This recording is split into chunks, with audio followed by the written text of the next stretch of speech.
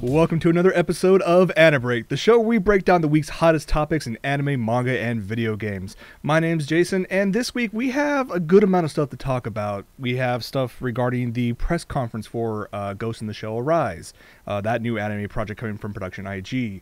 We have a ton of photos from WonFes, or Wonder Festival, which is basically, think of it as E3 for figures in Japan, and dwarfs the size of E3. There are so many figures that to talk about from WonFes. I'm only going to pick maybe 10 or 11 to try to talk about just this episode. To try to talk to even a small percentage of everything would take this show to like 3 hours long. Don't think we want to do that for this time around.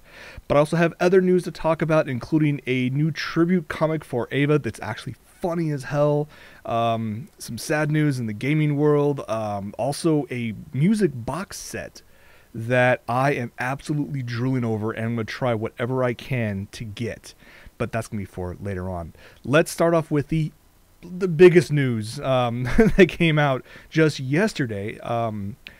I was one of the fools who decided to stay up until,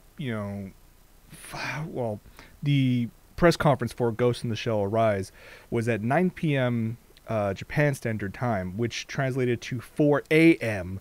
Pacific Time. So I was like, okay, I'll stay up and start watching it. And it was a full hour. Surprisingly, it wasn't all about the new series, but you know what? From what that came out of it, it's up and down. But let's get to the big part.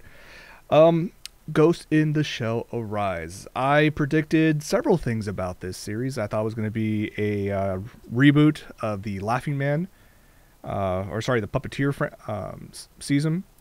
I thought that we're going to keep some of the same character designs, even though the pre-released image of Motoko is significantly different. I thought they were going to definitely use something similar to the Fujikoma design from the manga, and I thought it was going to be a 13-episode series. I was wrong on almost all these counts. But before we get into that part, let me go ahead and show you the preview video that they showed during the broadcast.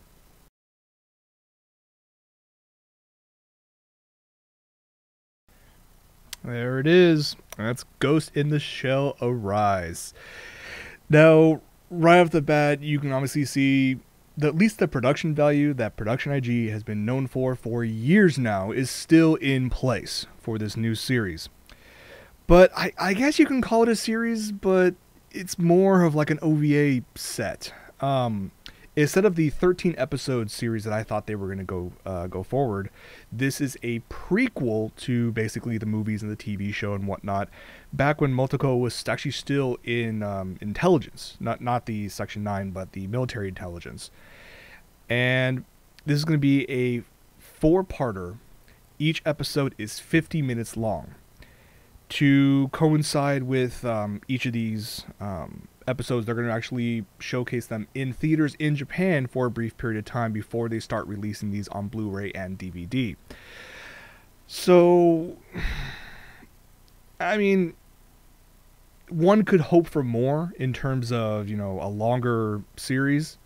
But then again, if you make something that's going to be designed to be in theaters and straight to Blu-ray, you definitely have higher production values, you have more time to put effort into each episode. So, I mean, it gives more time for Production IG to do their thing. That's the way I'm going to look at it. I wish I was going to be in Japan when the first episode was going to be shown in theaters, only for 2 weeks, starting June 22nd. So we still have a few months left before even the first episode comes out.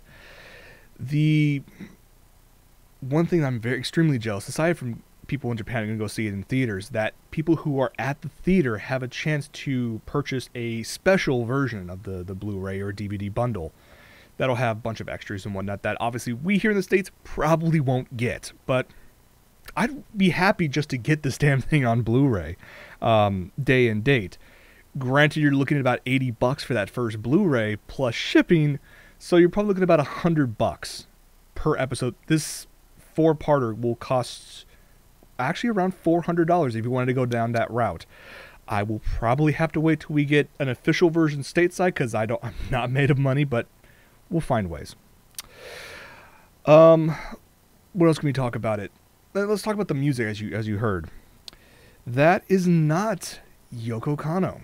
And we talked about this before. Yoko Kanno is not returning to lend her creative genius to the soundtrack. And her replacement is called Cornelius. Now, I'm actually a fan of Cornelius's earlier stuff. It was kind of out there, kind of... you wouldn't call it modern. You wouldn't call it, popular music.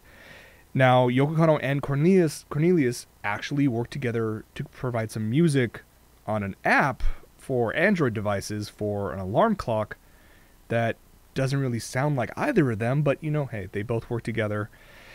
And when you think about how it sounds like a little, like, I wouldn't even call it earthy. I'm kind of like spacey, like out there. It doesn't really have like a hard driving beat all the time.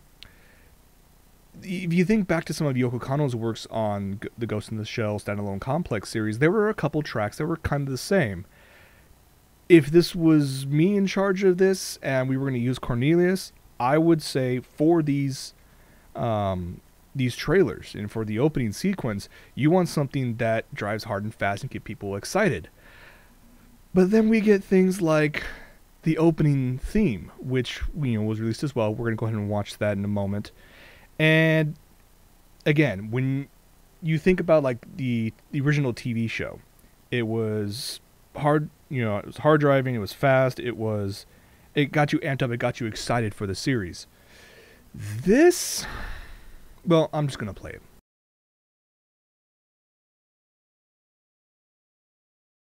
And that's going to be the opening theme for Ghost in the Shell Arise. Kind of unique, not what I was expecting in the least. Not going to say it's bad, not going to say it's good. I have to wait to watch the series to withhold judgment till then. So, as you saw in the opening, the animation and the character design... well, let's talk character design first. It's slightly different, aside from Otaka, which is almost a complete revamp. I mean, this is, the infamous, image that we've all saw for the past couple weeks, and we're thinking, oh, this could be interesting, and interesting could be good, interesting could be, what the hell are you doing with my favorite series of all time? But when we get into the other character designs, I'm going to show a couple of the images right here. You look at them, each of the characters, and like, they're instantly recognizable. You know which character is which. And they obviously look a bit younger. Now, granted, this is a prequel, so you're only looking probably a few years before either the movie or the TV series. But I gotta say one thing about Aramaki. I'm gonna zoom in on him. If you guys remember from the TV series Standalone Complex, he is, he has full gray hair. He's, a bit on the grizzled side, but that's because he's been working so hard, and he's still well respected. If this is only a few years beforehand, I want to see what hell he has to go through to go from full brown to full gray in a matter of years. That's just... I had to laugh at that a little bit. But I think one of the biggest things that a lot of people were surprised at was actually the cast announcements. Some of us were thinking, okay, you have Production IG back, you change practically everything else. Let's try to keep these same cast members to retain something from the series.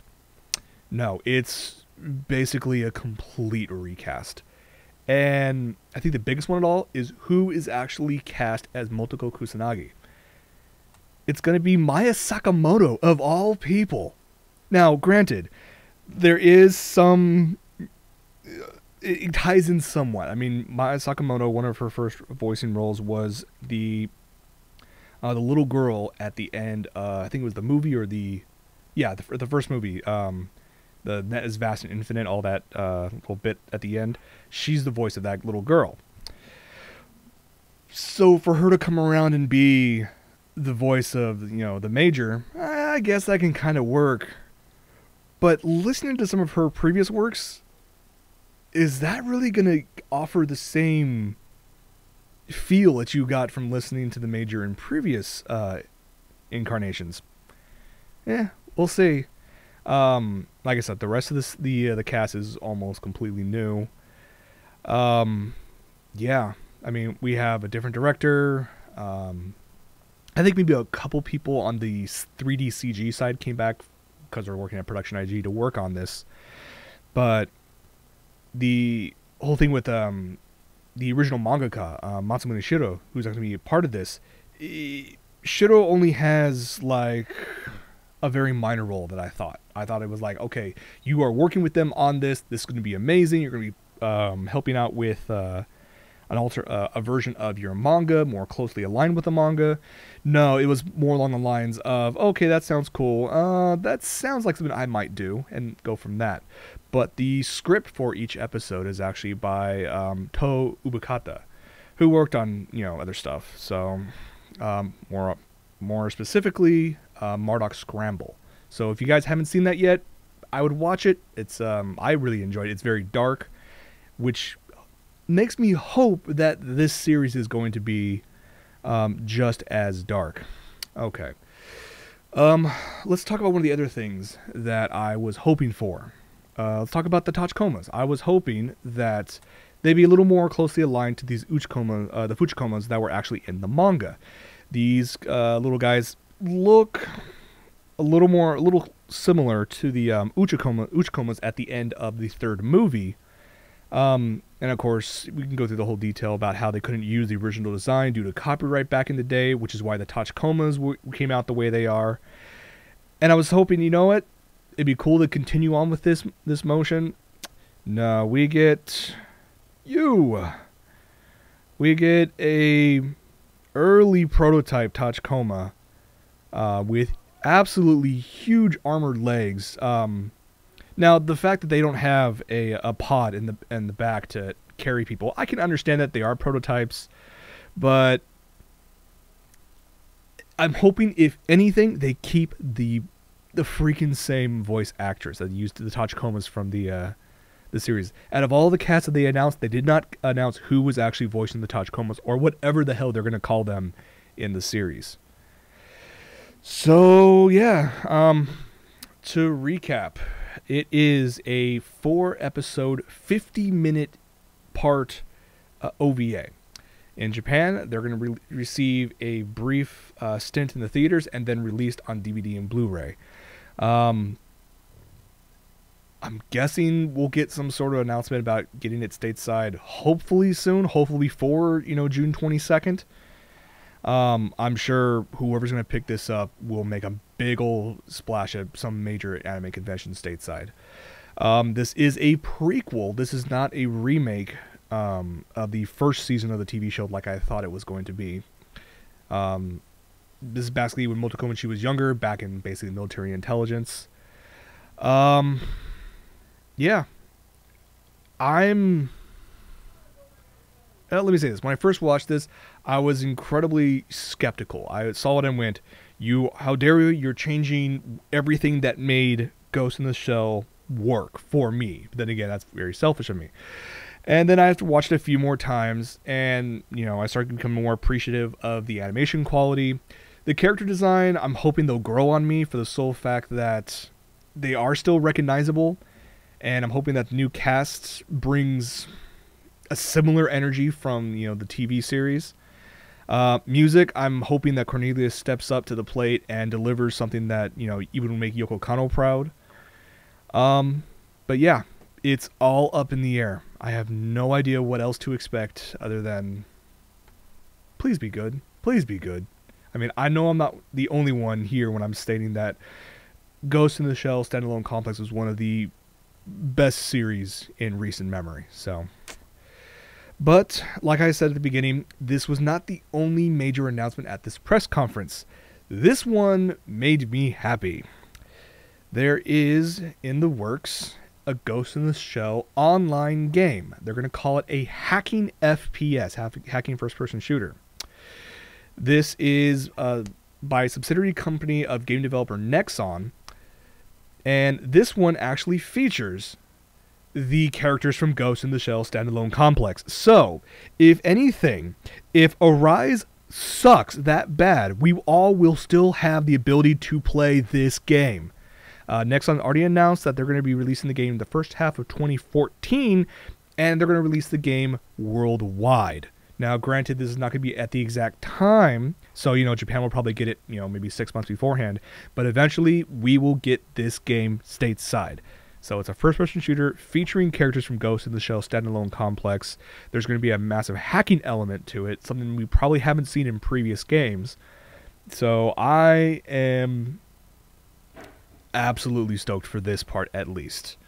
The moment I get more information, I will let you guys know. The last bit I can tell you about this online game isn't on consoles. This is a PC game, which... Thank you, Nexon, for doing that. Yeah, I'm really stoked for that. So, you have Ghost in the Shell standalone complex online game, and then you have Ghost in the Shell Arise, which is a prequel or a 4-part prequel that we'll receive sometime later on this year. Okay, well, that was the really big news that kept many of us awake, and Twitter, Facebook, all the major social media sites were going freaking crazy the other day when all the information came out. Let's get on to some WonFes news. As I was talking about before, Wonder Festival was last week. Think of it as E3, but for figures, and it takes over, I think, the entire Tokyo Big Sight Center. I could be completely wrong about that, but it is huge. And, I mean, not only do you have a ton of garage kits. Garage kits are basically figures that you would basically buy, unassembled. You assemble it yourself, you paint it. It's a good way if you actually have, if you're a talented painter, you would probably make some really amazing figures. I, on the other hand, have problems painting stick figures, so I think I'm going to stick with just the, like the Figmas, the Nendroids, and the PVC figures that are already assembled and painted. So I won't get too much into the garage figures because, to be honest, I don't know much about them. I don't want to put my foot in my mouth on that. You guys can get more information about that online, I'm sure. I want to talk about some of the PVC figures, some of the Nendroids, and some of the Figmas that were released. Let's talk about Kotobukiya. Kotobukiya showcased a bunch of prototypes. You're going to see some of these that are painted, some that are not painted. Let's start off, as I grab these and put them in order real quick. I know that they're working on ideas for characters for the Muv-Luv alternate series or alternative series. There was also, grab it real quick, there you are. This one is a prototype from Boku wa Tomodachi ga Sukanai Next. This is the second season, should be coming out stateside. This is actually Hasegawa Kobato. Now, I like the design. I don't know if I'll ever get this because she's like 14, 15, but you know what? Hey, it still looks nice. It's a cool design. She's actually balancing on a chair, which makes me wonder about the stability, but then again, we'll see what happens with that.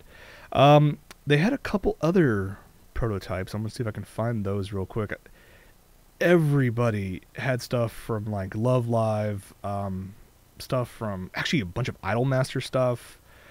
And I guess some of that stuff will actually work out pretty well. They're actually doing a bunch of Yu-Gi-Oh stuff, which was kind of surprising. I thought Yu-Gi-Oh, I mean, yes, I know the series is still going on in one way or another, but I was not expecting a number of figures. But we're going to move on, actually. Where are you at? You know what? I'm going to show some Figmas. Now, I know a lot of you out there actually really like Vivijet Operation, and of course Max Factory, who brings tons of Figmas to the world. Showcased a few of them. Here's one, and here's the other. I forget their names. I apologize completely. My notes are backwards. Who else do we have that had some cool ideas? Oh yeah, Mega House. Mega House actually is going to be working on stuff for Fate Zero. I thought this was actually kind of cool. Now here's like some of the prototypes. I want to see this fully painted. I want to see how they're going to handle the swords coming out of the ether. They didn't have a painted version of him, but they did have a couple others that were painted. Now, I will say this, the paint job is pretty good. The detail in the hair is nice. I know there's people out there who say there's not many figures out there for the ladies, and of course you got to have these ones here. Although, given the fact of how epic Fate Zero was, I would not be surprised if a lot of male fans started picking these up as well. Now, because I think it's the 10th anniversary, I want to say, of Fate Stay Night, of course, Alter comes out with a bunch of Saber figures. And I'm like, okay, here's Saber 10th anniversary from Fate Stay Night. To be honest, I didn't kind of like this one when it wasn't painted, when it was still in prototype mode. Would I be picking this up? Me personally, probably not. But then again, 10th anniversary, someone will probably pick it up. But Alter being Alter, you can't just have one Saber figure out there now, can you? So they released, or they showcased, another one. This one of Saber in a swimsuit, in a onesie. That one actually kind of is nice. I'm looking forward to seeing how that one turns out fully painted. Now, a bunch of these pictures, I will let you know right now, my sources were actually from tomopop.com. I also got them from Akiba Hobby, and I also got them from, actually, believe it or not, the Facebook page of AmiAmi.com. They went out there and took a crap ton of pictures. Now, granted, there are a number of sites out there that have a ton of pictures out there. You probably have your favorite one already bookmarked, and, if you can find some better ones, better pictures and whatnot, send them my way. I would have no problem start talking about figures during this, during AniBreak.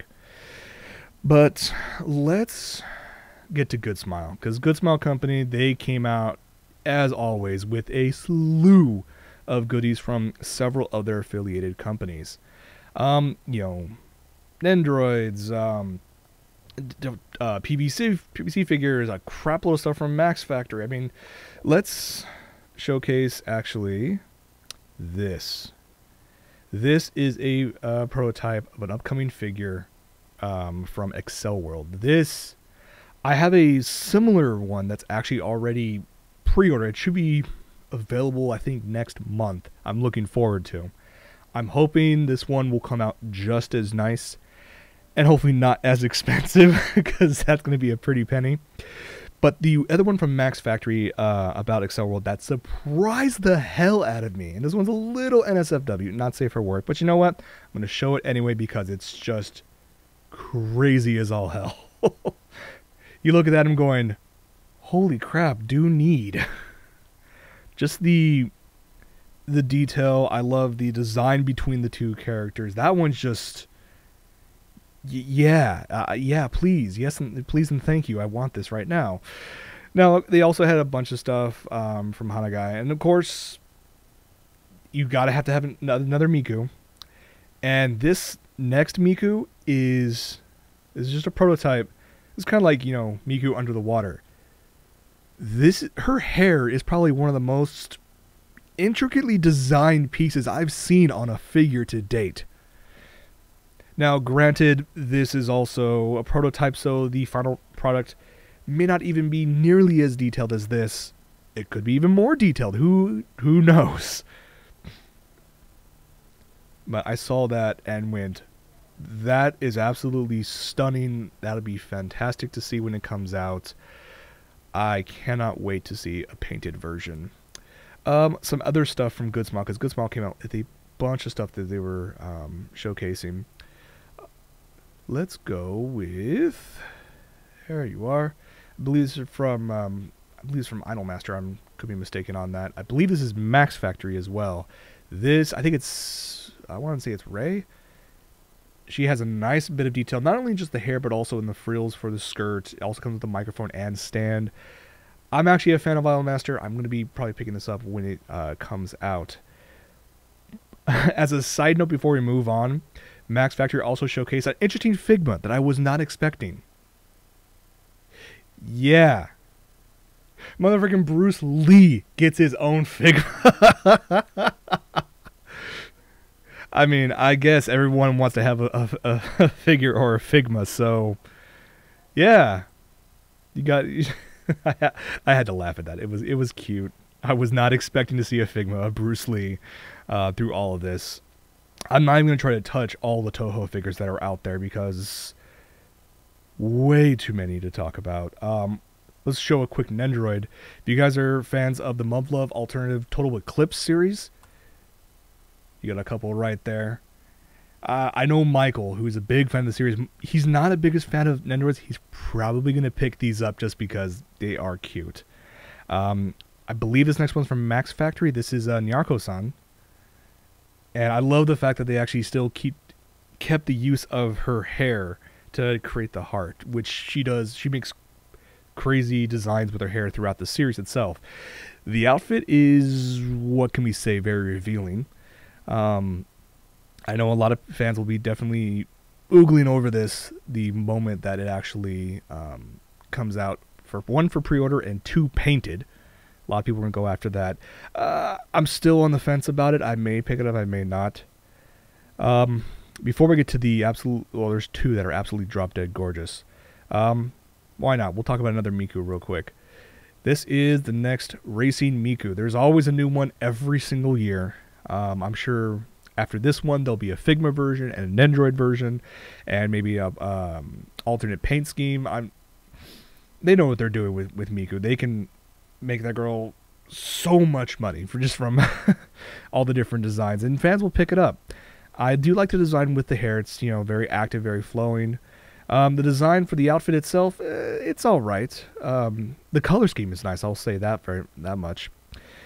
Okay, this next one, to be honest, I came across this picture. I have yet to find any information about who makes it, or, you know, what company has made it, if it's even coming out. But if you guys remember from Oh My Goddess, Belle Dandy, along with her compatriot, oh my god. I mean, this thing is absolutely huge. And not to mention, intricately detailed, amazing design. This one, I'm sure if it's coming out somewhere, if someone finds the information, I will send it to me, because I will talk about this next week more so and get some more pictures for you. This one, by far, is one of my favorite that I've seen so far of this WonFes. It is absolutely breathtaking. Now, granted, the size of it's going to easily be like $200 to $300, if not more. So let's just hope for all of our sakes and all our wallets that this doesn't come out until next Christmas. And now the last one. This one, oh wow, this one, a lot of people are going to go after, and I will probably be one of them. This is from Macross Frontier, the movie, the second one, The False Songstress. This is from Max Factory. This is Cheryl Gnome. This is an amazing bit of work. And let me get a little closer up on the design.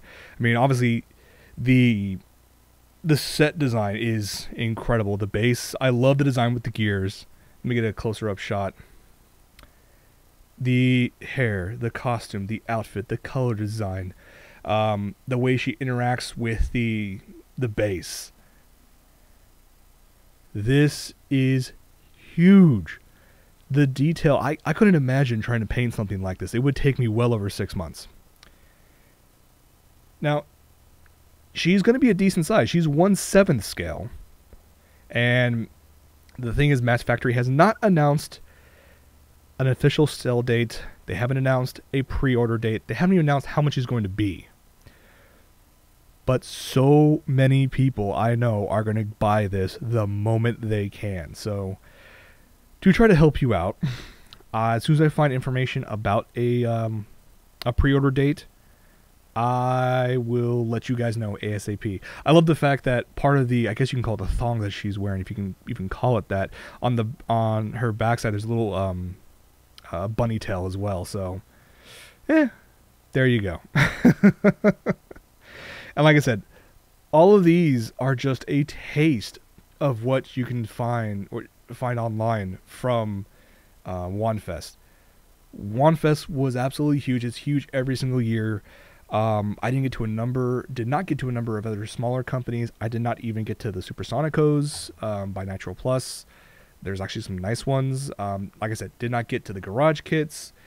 Did not get to a lot of stuff there, but you can find them online everywhere. Like I said, my three sources for these pictures were actually from tomopop.com, akibahobby, I think.com, and also from the Facebook of amiami.com or .jp. So absolutely stunning stuff. We're all going to go broke. I know it's the same for everybody. So, but before our wallets start crying, let's talk about some funny stuff. Actually, I'm going to show you guys a picture of an upcoming comic tribute to Evangelion. This is going to be coming out from Dark Horse, so we'll get it stateside. I like this. This is a tribute by a ton of different mangakas and comic artists. This is from Young Ace magazine, and I think there's about 6 or 7 like one shots in here, and each of these are by different mangaka, a bunch of pranksters out there, people who've worked on stuff like Be Got the HK, Loveless, Sergeant Frog, obviously from the cover. But I think the best one so far that I've actually found is Koshi Rikdo. If that name does not sound familiar to you, he's the mangaka of Excel Saga. Both the manga and the what they call highly experimental anime, which was just crazy as all hell. Now, what I will highly recommend you do after this show is head over to Crunchyroll. They actually have an exclusive early look at this comic tribute. It's about a 5-page intro, or 5-page preview of one of the one-shots. I'll just say it's called A Man's Tassel, and it is absolutely hilarious. I cannot wait for this to come out. Don't have a date yet for this. We do have a... Well, let me rephrase that. I know it's going to come out in Japan, February 20th. I'm not sure it's going to come out stateside the exact same day. It's only going to be $11 when it does, so I might pick this up. I highly recommend you guys doing so as well. And like I said, after the episode, head over to Crunchyroll, check out the preview, and you'll laugh your ass off. I guarantee it. Okay. Let's talk Macross. Recently, we've been talking about a bunch of projects that are tying in with the 30th anniversary of the Macross franchise. Not only had the video game, but they also had a crossover movie with, I think, Macross 7. It's kind of crazy to be a Macross fan this year. And it's not over yet, because like they've done with all the other major anniversaries, there's going to be a Macross 30 crossover concert. This, I wish I was going to. I mean, this concert is going to be absolutely epic. It's going to be July 13th over in Japan. So, no chance of getting over here. It's the Makuhari Messe Center in Chiba. So, I've actually been there. It's pretty big. They're going to pack that place. I cannot wait to check this one out. I'm positive there's going to be a Blu-ray release. And considering who they've already announced for the lineup, you have, right off the bat, Mari Iijima. I mean, Minmay herself is going to be there to perform. So, I mean, that's to be just there for nostalgia's sake, right? Right off the bat. You have Yoshiki Fukuyama, which is Basara in Macross 7. You have Chi Kajiura from Macross 7. And then, of course, from Macross Frontier, Megumi Nakajima and Main are going to be there to perform. You're going to expect, some crossover songs, featuring all these different artists. And the fact that they state, and more. I mean, I can only expect Yoko Kanno, not to mention a number of other people, to make, appearances and try to help out with this concert. The moment I get information about the Blu-ray, I will let you guys know, because obviously most of us are not going to be able to make it over to Japan in time for that. So, we shall see. Real quick, before we start wrapping up, I want to mention actually a quick guest announcement for SakuraCon. SakuraCon already announced a bunch of epic people. Of course, they have the directors of Psycho Pass. They have the creator of Sword Art Online and Excel World. They have a couple of musical guests who've actually performed ops and theme songs for Sword Art Online. I mean, they already have an epic lineup already. And joining them is actually the co-founder of Bones, the big old animation studio, Toshihiro Kawamoto. Now, you guys remember him that he was actually at Anime Expo a while ago. I actually had a chance to talk to him. Really amazing guy. The fact that he's worked on a number of stuff back in the day, from Cowboy Bebop, Wolf's Rain, Mobile Suit Gundam, Escaflowne, more recently Full Metal Alchemist Brotherhood. He actually worked on Hero Men, working with comic pioneer Stan Lee. He's just completely, all over the place. And now he's going to be at SakuraCon. So if you guys were planning on going to SakuraCon, you have yet another reason to go. It's March 29th to the 31st, actually up in Seattle. It's an amazing convention. I've gone there before. A ton of fun. I highly recommend it. Okay.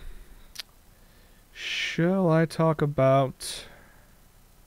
I was going to talk about the whole My Little Pony fighting game, but you know what? I'll talk about that in post-show. That doesn't really jive with everything else we're talking about. Let's wrap things up, actually, with a box set that I am going to buy one way or another. Recently, I've actually acquired both seasons of K-On! On Blu-ray. I'm rewatching season 1 right now. I actually went to Michael's house last weekend. If you guys haven't seen that episode of Front Mother's Basement, it's up on YouTube already. It's hilarious. I'm lending him season 2 on Blu-ray because he hasn't seen it yet. I have most of the manga, albeit in Japanese, even the college stuff. So I'm slowly, getting through that. Still amazing artwork, big fan. And I have a stack of CDs. I don't have all of them on these albums on CD yet. I had to buy some off of Amazon and whatnot. But I've always wanted like a complete set. And you know what? I'm going to get it, actually. They announced the K-On! Music History box set. And let me show you a picture of the cover right here. There it is. All the girls are decked out in, I guess you could say Alice in Wonderland outfits. Very cute. This is a 12 CD soundtrack, including all openings and endings for the drama, all bonus theme songs, all inserts. It includes tracks from the PSP game OtakuLife, previously unreleased live music, a booklet that has a bunch of bonus features, and overall, you're talking well over 200 tracks. I am an absolute fan of K-On! I need to pick this up. You can pre-order right now on Amazon Japan or AmiAmi like I have. It's coming out in a little over a month, or scheduled to, I should say. March 20th in Japan. The only downside, this thing is going to be pricey. Retail is 19,800 yen. We're talking well over $200 to get this, not including shipping. So, yeah, it's going to be a while. Like I said, I haven't pre-ordered. I'm going to find a way to pay for it one way or another, just because I'm a massive fan of this series. This is basically like the mother of all K-On! Album compilations. So if you haven't picked up all the albums yet and you want to get all of them in one go, this is what you want. Like I said, it's the K-On! Music History box set. You can get it either on AmiAmi or Amazon Japan, and it's going to be over $200. However, you are in luck because the the yen to dollar exchange rate has been, let's just say, very favorable for us lately. It has strengthened a little bit compared to the dollar. I believe just yesterday. But as of right now, as of 7:46 p.m. on today, the exchange rate is 93.52 yen to the dollar. It's been like in the low 80s for a while, and because of things going on in Japan, it's starting to lose a little bit, which is nice. Back, I think in 2010, it used to be over 100 yen to the dollar, which was nice because when you want to buy stuff or when you're over in Japan, instead of trying to figure out the conversion rate, you just move the decimal point over 2, and it was easy, done. But, yeah. So I think it's a good time to start buying stuff from Japan, guys, before this, the yen straightens even more, and then you'll be back down to like 70 yen to the dollar, and then we're all going to be paying like $300 for a figure. Let's hope it never, ever gets to that. All right. Well, that's me it for this episode of AniBreak. I want to hear your guys' opinions about the the upcoming Ghost in the Shell Arise series. So if you guys have an opinion, you guys want to let me know about it, and I'll talk about it on the next show. Send me a tweet, send me a post on Facebook. It's both the same thing, OtakuLife Jason. You can also send an email, jason@anibreak.com, and we'll talk about them next week. But that's going to be it for this episode. Stay tuned for a short post show. Thank you very much for joining me for this episode. And yeah, for AniBreak, I'm Jason, and I'll see you guys next week.